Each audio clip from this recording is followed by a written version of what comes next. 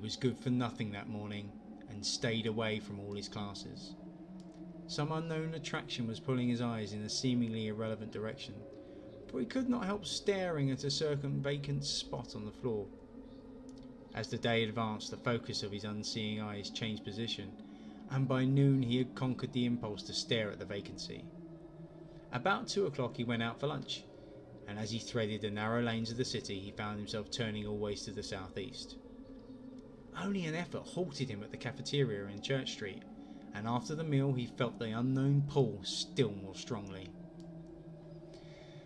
He would have to consult a nerve specialist after all.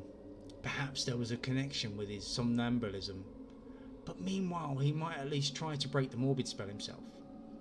Undoubtedly he could still manage to walk away from the pool, but with great resolution he headed against it and dragged himself deliberately north along Garrison Street. By the time he had reached the bridge over the Miskatonic, he was in a cold perspiration, and he clutched at the iron railing as he gazed upstream at the ill-regarded island, whose regular lines of ancient standing stones brooded sullenly in the afternoon sunlight. Then he gave a start, for there was a clearly visible living figure on that desolate island, and a second glance told him it was certainly the strange old woman whose sinister aspect had worked itself so disastrously into his dreams. The tall grass near her was moving too, as if some other living thing were crawling close to the ground. When the old woman began to turn towards him, he fled precipitately off the bridge and into the shelter of the town's labyrinthine waterfront alleys. Distant though the island was, he felt that a monstrous and invincible evil could flow from the sardonic stare of that bent ancient figure in brown. The southeastward pull still held, and only with tremendous resolution could Gilman drag himself into the old house and up the rickety stairs. For hours he sat silent and aimless, with the eyes shifting gradually westward. About 6 o'clock his sharpened ears caught the whirring prayers of Joe Misiurwicz 2 floors below, and in desperation he seized his hat and walked out into the sunset golden streets, letting the now directly southward pool carry him where it might. An hour later darkness found him in the open fields beyond Hangman's Brock, with the glimmering spring stars shining ahead. The urge to walk was gradually changing to an urge to leap mystically into space, and suddenly he realised just where the source of the pull lay. It was in the sky. A definite point among the stars had a claim on him and was calling him. Apparently it was a point somewhere between Hydra and Argo Navis, and he knew that he had been urged towards it ever since he had awaked soon after dawn. In the morning it had been underfoot, afternoon found it rising in the southeast, and now it was roughly south but wheeling towards the west. What was the meaning of this new thing? Was he going mad? How long would it last? Again mustering his resolution, Gilman turned and dragged himself back to the sinister old house. Misiurwicz was waiting for him at the door, and seemed both anxious and reluctant to whisper some fresh bit of superstition.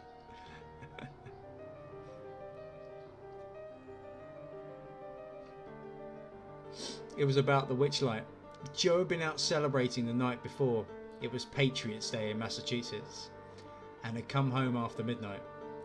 Looking up at the house from outside, he had thought at first that Gilman's window was dark, but then he had seen the faint violet glow within. He wanted to warn the gentleman about that glow, for everybody in Arkham knew it was Keziah's witchlight which played near Brown Jenkin and the ghost of the old crone herself. He had not mentioned this before, but now he must tell about it, because that meant that Keziah and her long-toothed familiar were haunting the young gentleman.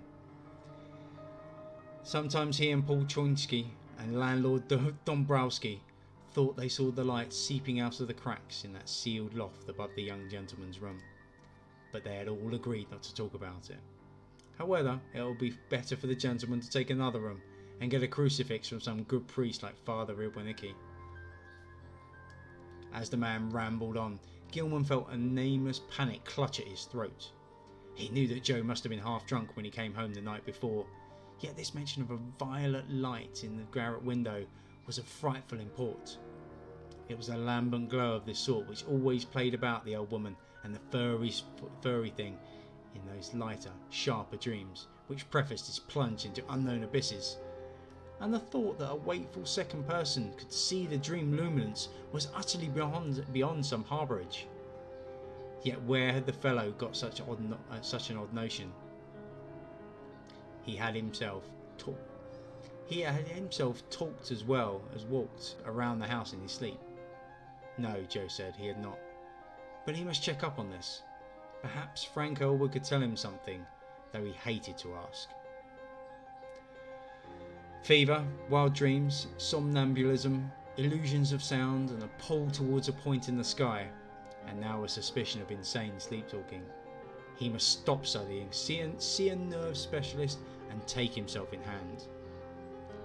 When he climbed to the second story, he paused at Elwood's door, but saw that the other youth was out. Reluctantly, he continued up to his garret room and sat down in the dark.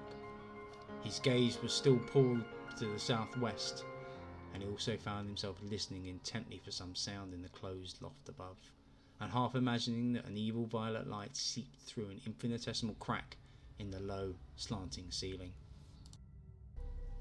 That night, as Gilman slept, the violet light broke upon him with heightened intensity, and the old witch and furry small thing, getting closer than ever before, mocked him with inhuman squeals and devilish gestures. He was glad to sink into the vaguely roaring twilight abysses, though the pursuit of that iridescent bubble congeries and that kaleidoscopic little polyhedron was menacing and irritating. Then came the shift as vast converging planes of a slippery looking substance loomed above and below him, a shift which ended in a flash of delirium and a blaze of unknown alien light, in which yellow, carmine and indigo were madly and inextricably blended. He was half lying on a high, fantastically balustraded terrace above a boundless jungle of outlandish, incredible peaks, balanced plains, domes, minarets, horizontal discs poised on pinnacles, and numberless forms of still greater wilderness, some of stone and some of metal, which glittered gorgeously in the mixed, almost blistering glare from a polychromatic sky. Looking upwards, he saw 3 stupendous discs of flame, each of a different hue, and at a different height above an infinitely distant curving horizon of low mountains. Behind him, tiers of higher terraces towered aloft as far as he could see. The city below stretched away to the limits of vision, and he hoped that no sound would well up from it. The pavement from which he easily raised himself was of a veined, polished stone beyond his power to identify, and the tiles were cut in bizarrely angled shapes which struck him as less asymmetrical than based on some earthly symmetry whose laws could not be comprehended. The balustrade was chest high, delicate and fantastically wrought, while along the rail were ranged at short intervals little figures of grotesque design and exquisite workmanship. They, like the whole balustrade, seemed to be made of some sort of shining metal whose colour could not be guessed in this chaos of mixed effulgences,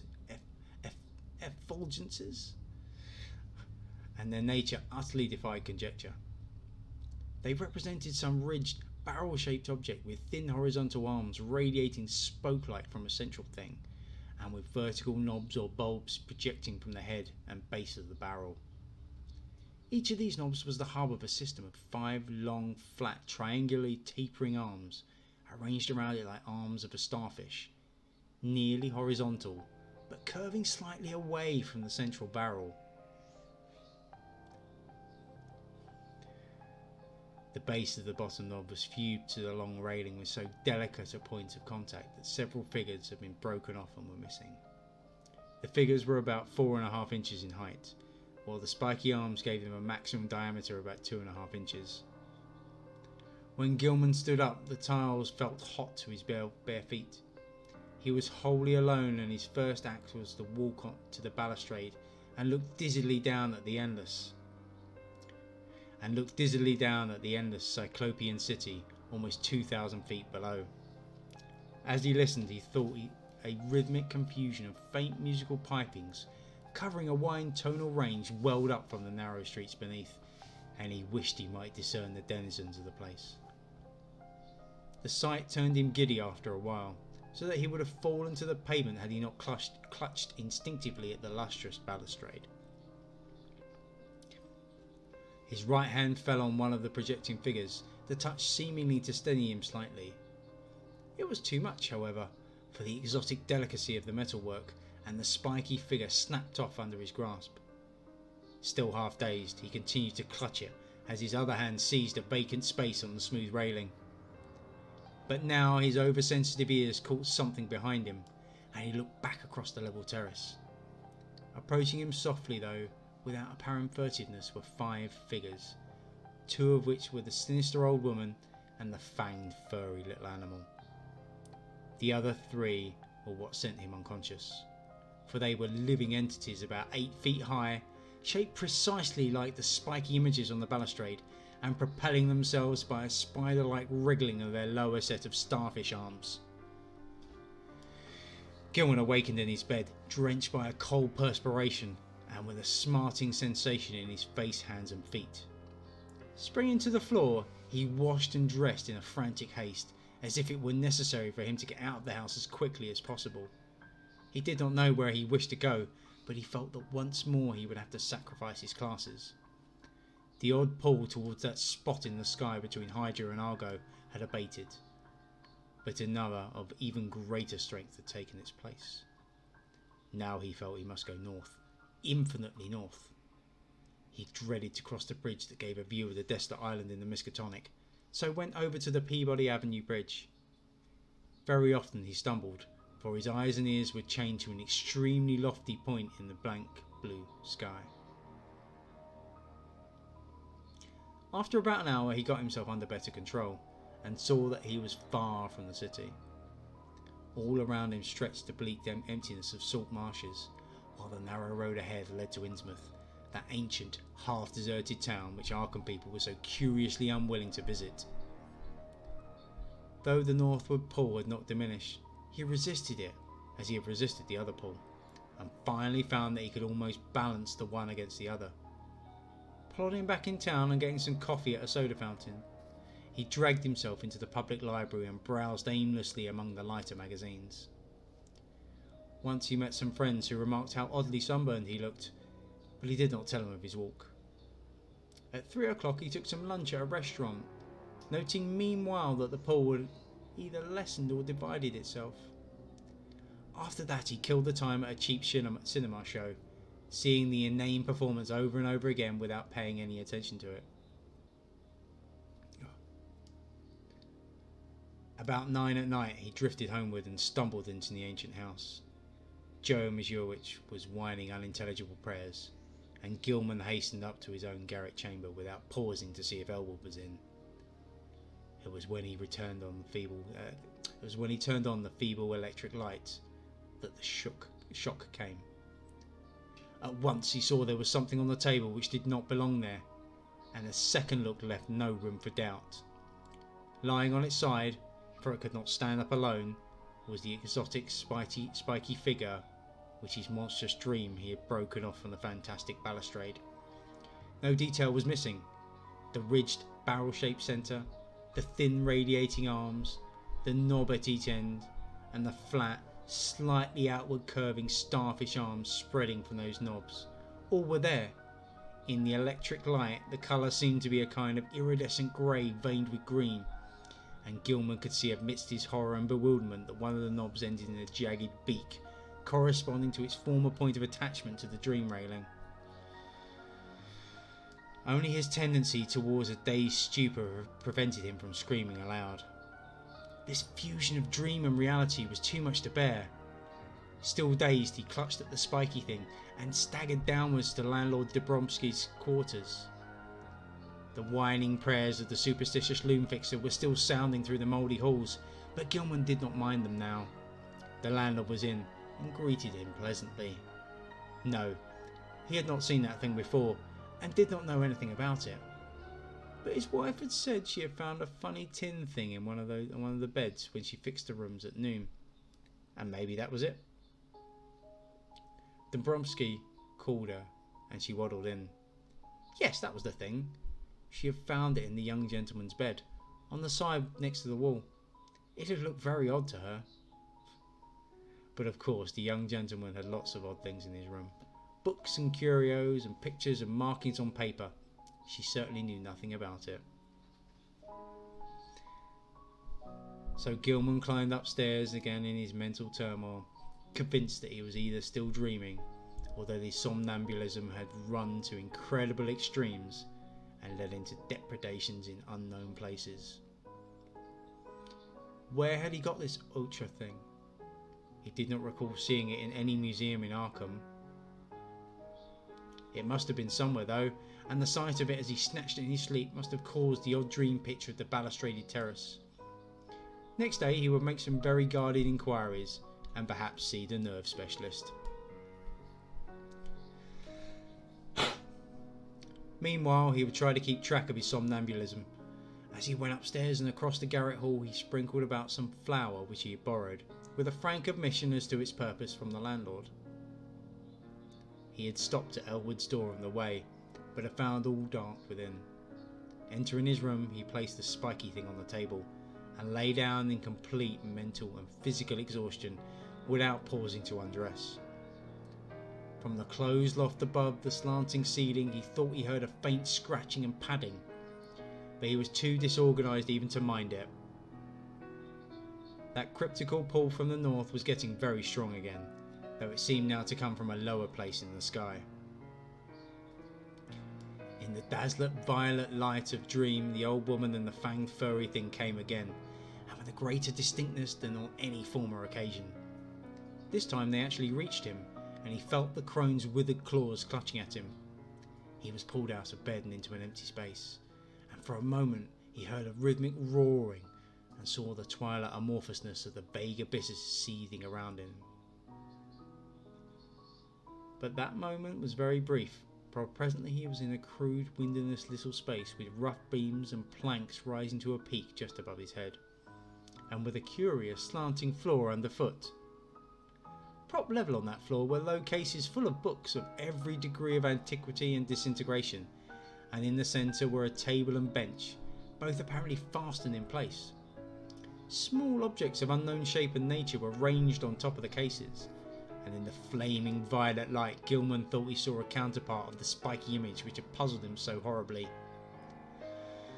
On the left the floor fell abruptly away, leaving a black triangular gulf out of which, after a second's dry rattling, there presently climbed the hateful little furry thing with the yellow fangs and bearded human face. The evilly grinning beldame still clutched him, and beyond the table stood a figure he had never seen before, a tall, lean man of dead black coloration, but without even the slightest sign of human features, wholly devoid of either hair or beard, and wearing as his only garment a shapeless robe of some heavy black fabric. His feet were indistinguishable because of the table and bench, but he must have been shod, since there was a clicking whenever he changed position. The man did not speak, and bore no trace of expression on his small, regular features. He merely pointed to a book of prodigious size which lay open on the table, while the beldame thrust a huge grey quill into Gilman's right hand. Over everything there was a pall of intensely maddening fear, and the climax was reached when the furry thing ran up the dreamer's clothing to his shoulders and then down his left arm, finally biting him sharply in the wrist just below his cuff. As the blood spurted from his wound, Gilman lapsed into a faint. He awaked on the morning of the 22nd with a pain in his left wrist, and saw that his cuff was brown with dry blood. His recollections were very confused, but the scene with the black man in the unknown space stood out vividly. The rats must have bitten him as he slept, giving rise to the climax of that frightful dream. Opening the door, he saw that the floor on the corridor floor was undisturbed, except for the huge prints of the loutish fellow who roamed at the other end of the garret. So he had not been sleepwalking this time. But something would have to be done about those rats. He would speak to the landlord about them.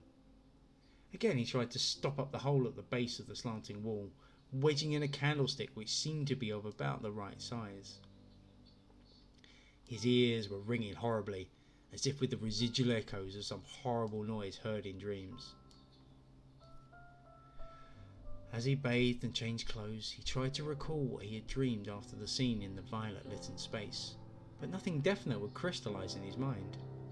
That scene itself must have corresponded to the sealed loft overhead, which had begun to attack his imagination so violently, but later impressions were faint and hazy. There were suggestions of the vague twilight abysses and of still vaster, blacker abysses beyond them. Abysses in which all fixed suggestions of form were absent.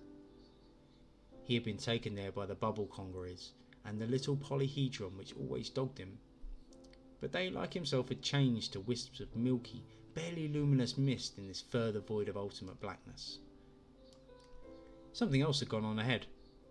A larger wisp which now and then condensed into nameless approximations of form, and he thought that their progress had not been in a straight line, but rather along the alien curves and spirals of some ethereal vortex, which obeys the laws unknown to the physics and mathematics of any conceivable cosmos. Eventually, there had been a hint of vast leaping shadows, of a monstrous half-acoustic pulsing, and of the thin, monotonous piping of an unseen flute, but that was all. Gilman decided that he had picked up the last conception from what he had read in the Necronomicon about the mindless entity Azathoth, which rules all time and space from the curiously environed black throne at the centre of chaos. When the blood was washed away and the wrist wound proved very slight, and Gilman puzzled over the location of 2 tiny punctures, it occurred to him that there was no blood on the bedspread where he had lain, which was very curious in view of the amount on his skin and cuff. Had he been sleepwalking within his room, and had the rat bitten him as he sat in some chair or paused in some less rational position? He looked in every corner for brownish drops or stains, but didn't find any. He had better, he thought, sprinkle flour within the room as well as outside the door, though after all no further proof of his sleepwalking was needed. He knew he did walk, and the thing to do now was to stop it. He must ask Frank Elwood for help. This morning the strange pulls from space seemed lessened, though they were replaced by another sensation even more inexplicable. It was a vague, insistent impulse to fly away from his present situation, but held not a hint of the specific direction in which he should fly. As he picked up the strange spiky image on the table, he thought the older northward pull grew a trifle stronger, but even so it was wholly overruled by the newer and more bewildering urge.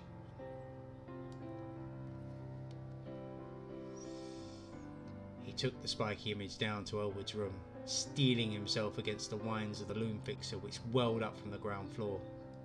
Elwood was in, thank heaven, and appeared to be stirring about. There was time for a little conversation before leaving for breakfast and college, so Gilman hurriedly poured forth an account of his recent dreams and fears. His host was very sympathetic, and agreed that something ought to be done. He was shocked by his guest's drawn, haggard aspect, and noticed the odd, abnormal-looking sunburn which others had remarked during the past week. There was not much, though, he could say. He had not seen Gilman on any sleepwalking expedition, and had no idea what the curious image could be.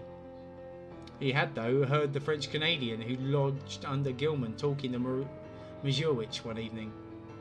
They were telling each other how badly they dreaded the upcoming of Walpurgis night, now only a few days off, and were exchanging pitying comments about the poor, doomed young gentleman. Des Roches, the fellow under Gilman's room, had spoken of nocturnal footsteps, both shod and unshod, and of the violet light he saw one night when he had stolen fearfully up to peer through Gilman's keyhole. He had not dared to peer, he told Misiewicz, after he had glimpsed that light through the cracks around the door. There had been soft talking too, and as he began to describe it, his voice had sunk to an inaudible whisper. Elwood could not imagine what had set those superstitious creatures gossiping, but supposed their imaginations had been roused by Gilman's late hours and somnolent walking and talking on the one hand, and by the nearness of traditionally feared May Eve on the other. That Gilman talked in his sleep was plain, and it was obviously from Desroches' keyhole listenings that the delusive notion of the violet dreamlight had got abroad. These simple people were quick to imagine that they had seen any odd thing they had heard about. As for a plan of action, Gilman had better move down to Elwood's room to avoid sleeping alone. Elwood would, if awake, rouse him whenever he began to talk or rise in his sleep. Very soon too, he must see the specialist. Meanwhile, they would take the spiky image around to the various museums and to certain professors, seeking identification and stating that it had been found in a published rubbish can. Although Dombrowski must attend to the poisoning of the rats in the walls. Braced up by Elwood's companionship, Gilman attended classes that day. Strange urges still tugged at him, but he could sidetrack them with considerable success. During a free period, he showed the odd image to several professors, all of whom were intensely interested, though none of them could shed any light upon its nature or origin. That night he slept on a couch, which Elwood had the landlord bring to the second-story room. And for the first time in weeks, was wholly free from disquieting dreams. But the feverishness still hung on, and the whines of the loom fixer were an unnerving influence. During the next few days, Gilman enjoyed an almost perfect immunity from morbid manifestations. He had, Elwood said, showed no tendency to talk or rise in his sleep, and meanwhile the landlord was putting rat poison everywhere. The only disturbing element was the talk among the superstitious foreigners, whose imaginations had become highly excited. Mesiurwitch was always trying to make him get a crucifix, and finally forced one upon him when he had said he had been blessed by the good Father Iwanicki. Desroches too had something to say. In fact, he insisted that cautious steps had sounded in the now vacant room above him on the first and second nights of Gilman's absence from it. Paul Choinsky thought he heard sounds in the halls and from the stairs at night, and claimed that his door had been softly tried, while Mrs. Dabrowski vowed she had seen Brown Jenkins for the first time since All Hallows.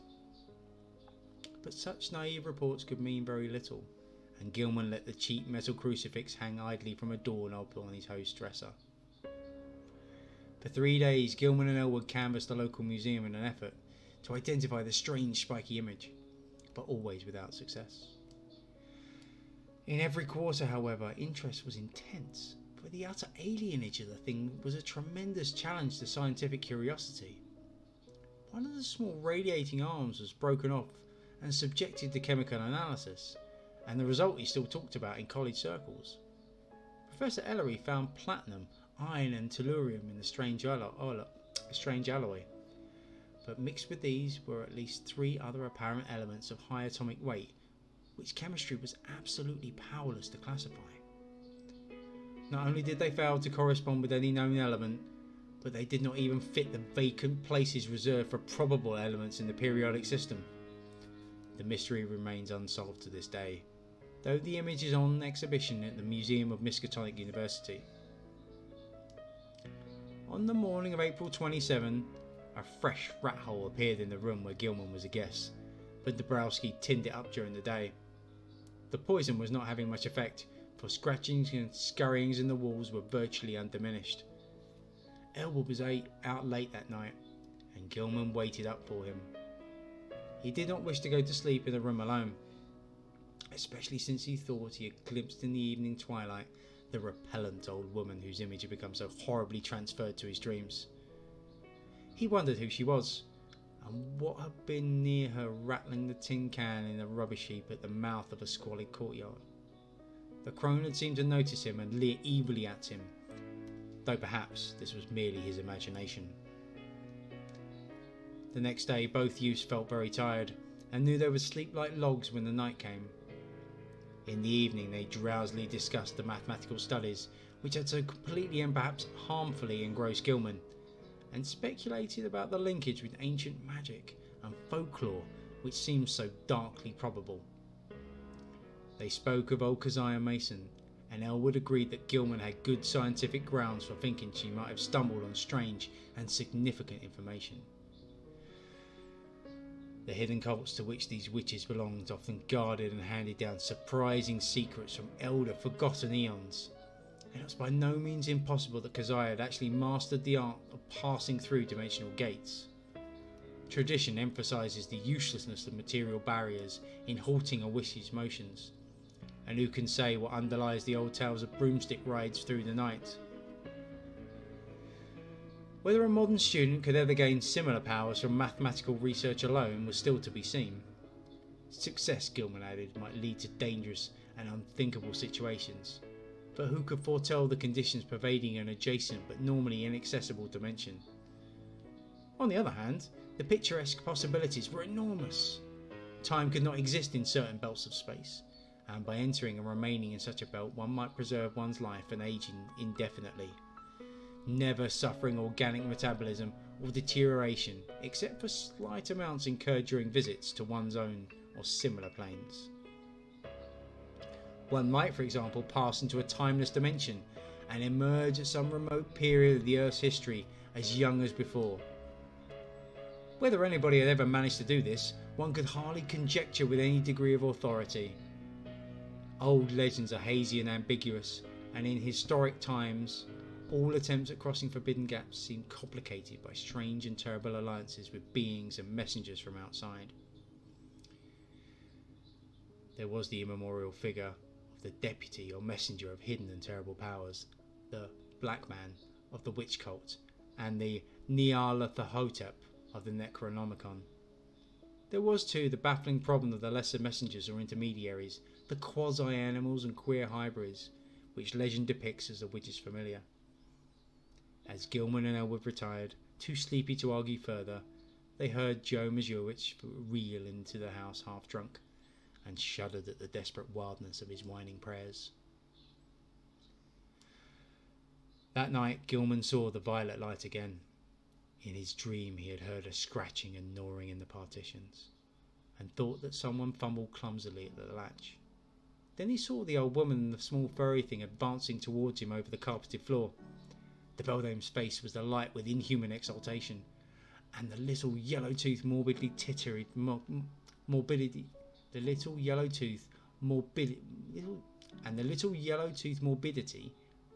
tittered mockingly as it pointed at the heavily sleeping form of Elwood on the other couch across the room. A paralysis of fear stifled all attempts to cry out, as once before the hideous crone seized Gilman by the shoulders, yanking him out of bed and into empty space. Again the infinitude of shrieking twilight abysses flashed past him, but in another second he thought he was in the dark, muddy unknown alley of fetid odours, with the rotting walls of ancient houses towering up on every hand. Ahead was the robed black man as he had seen in the peaked space in the other dream, but while from a lesser distance the old woman was beckoning and grimacing imperiously. Brown Jenkin was rubbing itself with a kind of affectionate playfulness around the ankles of the black man, with the deep mud largely concealed. There was a large open doorway on the right, to which the man silently pointed. Into this the grimacing stone started. What am I doing? Into this the grimacing crone started, dragging Gilman after her by his pyjama sleeve. There were evil-smelling staircases which creaked ominously, and on which the old woman seemed to radiate a faint violet glow. And finally, a door leading off a landing. The crone fumbled with the latch and pushed the door open, motioning to Gilman to wait and disappearing inside the black aperture.